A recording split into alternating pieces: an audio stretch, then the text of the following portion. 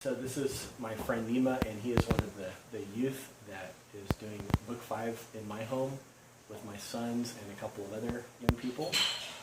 And of Ruhi, if you don't know what that is, it's a Baha'i-inspired curriculum for spiritual development and community growth and healing. And last time Nima shared with me a story that I just personally found quite touching. And I thought that it would be a wonderful thing if I couldn't, me and my sons, not be the only people to be privileged with this beautiful story. I personally feel like, kind of like the idea of the Arabian Nights story is that our stories is how we survive culturally and spiritually. A lot of how we survive is by sharing stories, and by sharing stories in a way that is truthful and that shows the light of the heart and that shows the divine spirit. Those kinds of stories are what allow us to survive and to grow. So anyways, Nima, you were telling me about this. This happened when you were actually going to come to America pretty soon after this event occurred, right? So what was the activity that you and the Iranian youth were coming from? And this is, where was your hometown? Mashhad. Mashhad, which Yes. is in Iran? Yes. Okay. And what were you guys involved in? We had this junior youth group, and I was like involved in it. And we had this program that we were like making stuff, like handmade stuff, and we were selling them for collecting money and give that money to old people. And one day we were doing this program, and I was in there too. So the police came in, and they took some of the Baha'i people, and I was in there. Everybody were crying, and we were just selling stuff so we can collect the money. And they weren't bad stuff. They were like a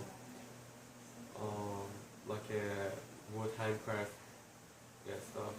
Yeah, and it was for anybody that is old people, right? Any group of people, any religion, any race. No. It's just for everybody, right? Yeah, everybody. Yeah. Doesn't matter what religion. And all of this, you guys weren't making money at all for yourselves. Yeah, This was we all were just giving it charitable away. activity. Yes. And so the police came in. They separate us. They say the girls will be on this side and the boys will be on this side. So they separate us, and everybody was crying because they didn't know what's going on. And it was such a horrible time. I think it was such a horrible scene. And actually they took a lot of phones, and I didn't give them my phone. So I called my dad, and I told him to don't call because the police is here and be getting arrested.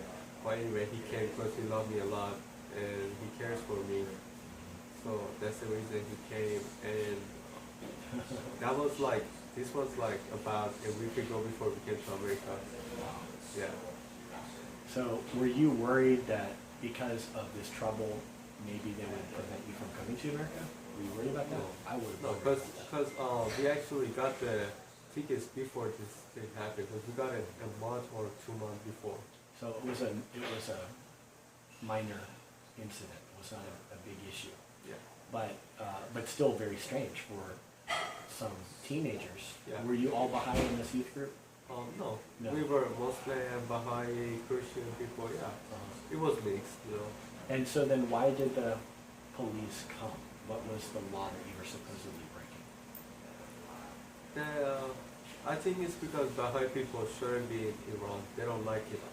Okay. Yeah. So just the fact that there were some Baha'is in this group, Yes.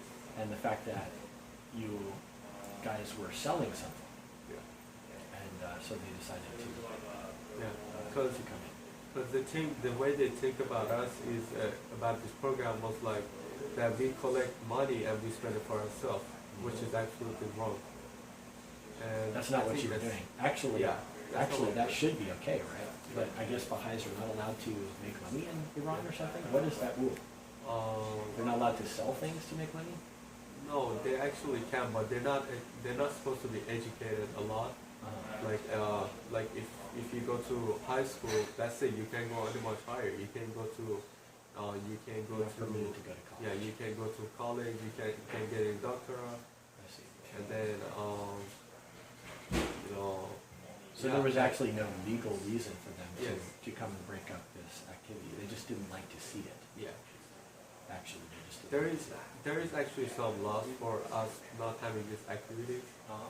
Yes. Okay. It's kind of like a gathering, just any kind of gathering or something. And why were you young people involved in selling things in order to give proceeds to the old folks? Why were you involved in doing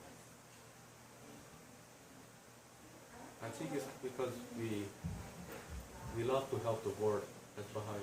Yeah. Yeah. So it kind of actually is part of the definition of who you are. Like Yes. if they ask Baha'is not to participate in service to humanity, that's kind of like asking us not to be who we are. It's kind of a human right, right? Because actually Baha'u'llah says that service to the world of humanity is the foundation. So, yeah, that's wonderful. But thank you for sharing, Nima. I really appreciate that. And if you have any more stories, please share. And you're very generous to allow me to put you on the spot and to share you with whoever the YouTube audience or whoever else it turns out to be.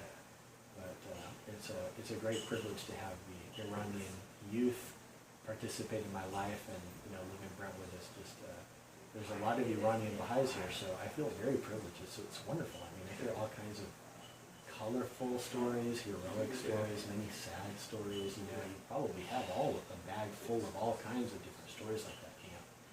Here life is a lot more boring usually. So, but anyways, thank you for bringing color into my home and sharing it with me and my boys. I appreciate it.